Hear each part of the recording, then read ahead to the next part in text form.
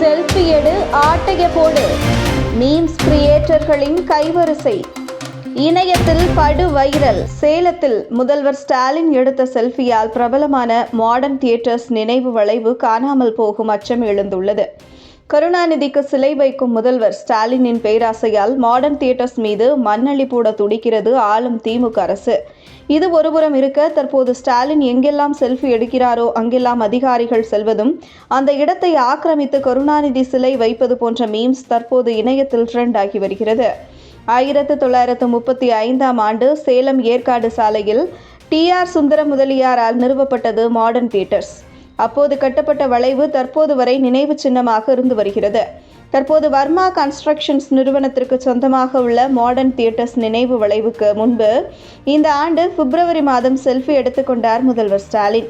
அன்றைய தினம் இரவில் வர்மா கன்ஸ்ட்ரக்ஷன்ஸ் உரிமையாளரான வர்மாவை தொடர்பு கொண்ட மாவட்ட ஆட்சியர் நினைவு வளைவுக்கு முன்பு கருணாநிதிக்கு சிலை வைக்க முதல்வர் விரும்புவதாக தெரிவித்ததாக கூறப்படுகிறது. நாட்கள் பல கடந்த பின்பும் ஆட்சியரின் கோரிக்கைக்கு வர்மா செவிசாய்க்காமல் இருந்துள்ளார். இதனால் ஆத்திரமடைந்த ஆளும் தரப்பு நெடுஞ்சாலைத்துறை அதிகாரிகளை வைத்து நினைவு வளைவு அருகே உள்ள இடத்தை அளந்து அது நெடுஞ்சாலைத்துறைக்கு சொந்தம் என கல்லை நட்டு மிரட்டலை ஆரம்பித்துள்ளது.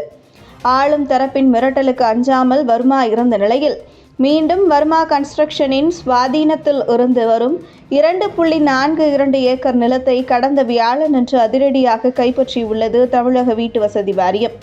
கடந்த 2015 முதல் இந்த இடம் தொடர்பாக வீட்டு வசதி வாரியத்திற்கும் வர்மா தரப்பிற்கும் இடையே நீதிமன்றத்தில் வழக்கு நடைபெற்று வந்த நிலையில் திடீரென பாய்ச்சல் காட்டியுள்ளது வீட்டு வசதி வாரியம்.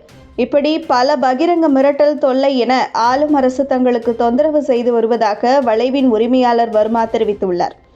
இந்த விவகாரத்தை வைத்து தற்போது மீம்ஸ் கிரியேட்டர்கள் ஸ்டாலின் எங்கெல்லாம் செல்ஃபி எடுக்கிறாரோ அங்கெல்லாம் கருணாநிதி சிலை வைத்து அந்த இடத்தை அரசுக்கு சொந்தம் என்கிற பெயரில் குடும்ப கணக்கில் எழுத பார்ப்பது போன்ற மீம்ஸ்கள் தற்போது இணையத்தில் ட்ரெண்ட் ஆகி வருகிறது. வர்மா கன்ஸ்ட்ரக்ஷன் சுந்தர் கார்டன்ஸ் வச்சிருக்கோம். வேற பேர் வைக்கல, TR சுந்தரத்தோட பேரை போட்டு தான் சுந்தர் கார்டன்ஸ் வச்சிருக்கோம். இது எதுக்கு? கிட்டத்தட்ட ஆயிரக்கணக்கான திரைத்துறை ஊழியர்களோட லிங்க்ல உள்ள எல்லா ஊழியர்களோட உணர்வுகளையும் அவரோட உழைப்பையும் மதிச்சு தான் எங்க அப்பா வந்து வர்மா கன்ஸ்ட்ரக்ஷன் போட்டு சுந்தர் கார்டன் வச்சிருக்கிறாரு.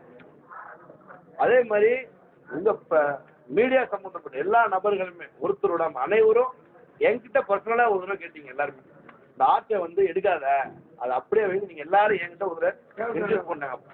அந்த ஒரே காரணத்துக்கு மட்டும்தான் அதை நான் இன்னமும் அதை அப்படியே மெயின்டைன் பண்ணி எங்க அப்பா நல்லபடியா அதை பார்த்துக்கிட்டாரு.